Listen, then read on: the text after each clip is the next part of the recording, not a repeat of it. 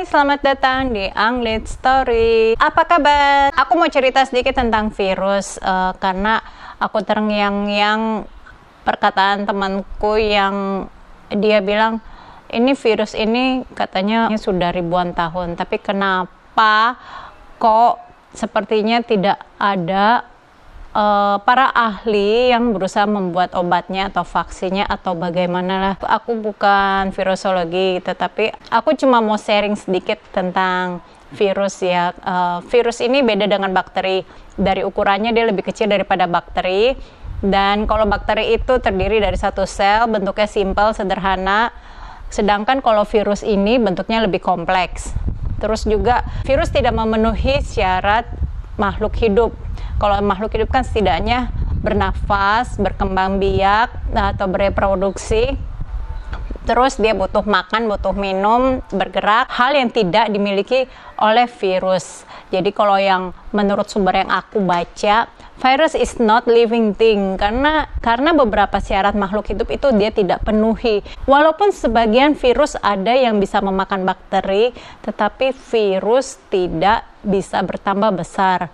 Terus virus juga tidak bisa bereproduksi, dia tidak bisa bertambah banyak. Ada virus yang sudah menemukan hostnya, dia lambat laun jumlahnya akan berkurang seiring dengan pertempurannya dengan imun seseorang. Nah, itu yang dimaksud dengan self-limiting disease. Terima kasih untuk para tenaga medis, untuk para dokter, nurse, para relawan, dan juga para ahli di bidang medis.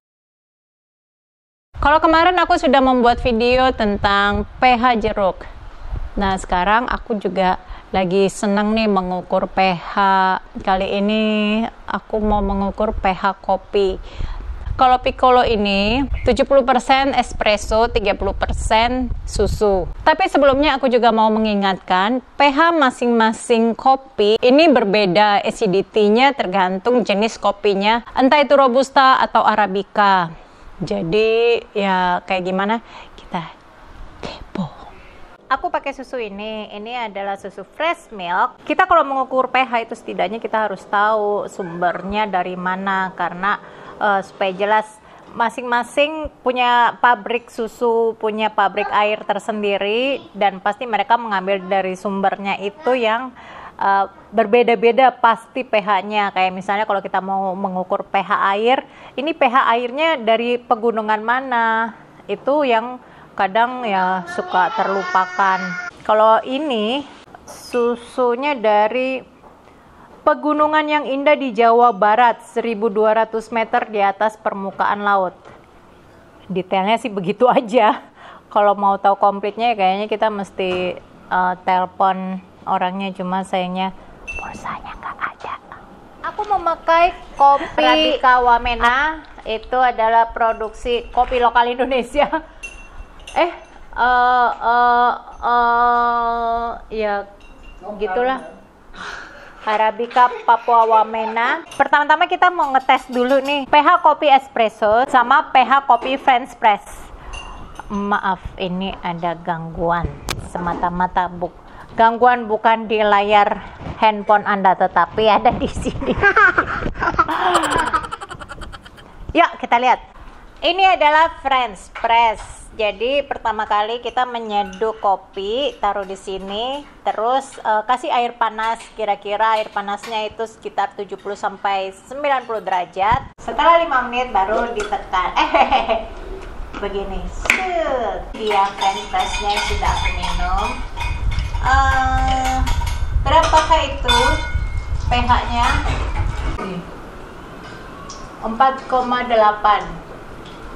French press. Aku mau minum dulu. Oh, ini tanpa campuran apa-apa, tidak pakai gula, tidak pakai ya apalagi susu karena masih hitam warnanya. Yuk. Nah, ini dia espressonya. Tadi sudah dibuatkan oleh Mr. Espresso di sana, yang walaupun dia pintar membuat espresso, tapi dia tidak menyukai espresso seperti aku. Berapa pH-nya? Kita ceki. Kita ukur juga yuk pH-nya susu itu ada berapa. Nah, kita jadi mau ukur. Kita ukur espressonya dulu. 4,6. 4,6. Selisih dikit ya dari yang French press tadi. Aku sudah membersihkan alat ini. Ini alat ukur pH meter. Aku mau sewakan juga bagi kamu yang membutuhkan alat ini untuk mengukur apa saja. Jadi kalau misalnya kamu butuh, kamu bisa kontak aku dengan cara komen di bawah atau email aku. Nah, sekarang kita coba mengukur susunya. Jika kamu ada pertanyaan atau komentar atau permintaan aku mau mengukur apa lagi, kamu bisa komen di bawah. Misalnya adalah 6,3. Kita bersihkan lagi. Oh ya, kopi ini French press tadi yang aku buat sama espresso ini dibuat dari sumber air yang sama. Nah, sekarang kita coba gabungkan.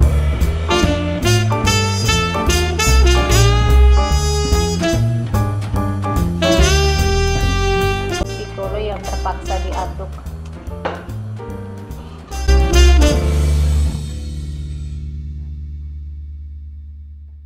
Lihat. 5,5. Nah, tadi kita sudah lihat Piccolo ini pH-nya menjadi 5,5. Dan ini juga sebenarnya ini tergantung ya. Kalau misalnya kamu minum Piccolo di tempat yang lain, itu tergantung juga pH-nya bisa berubah-ubah, tidak sama. Cuma ternyata kopi yang pH-nya rendah itu alias asam itu bisa dinaikkan pH-nya sedikit oleh bantuan susu. Jadi kalau misalnya kamu pengen ngopi cuma ada masalah dengan asam lambung kamu yang terlalu berlebihan jumlahnya, kamu bisa minta yang susunya perbandingannya lebih banyak daripada kopinya ya, kayak model-model cappuccino atau latte.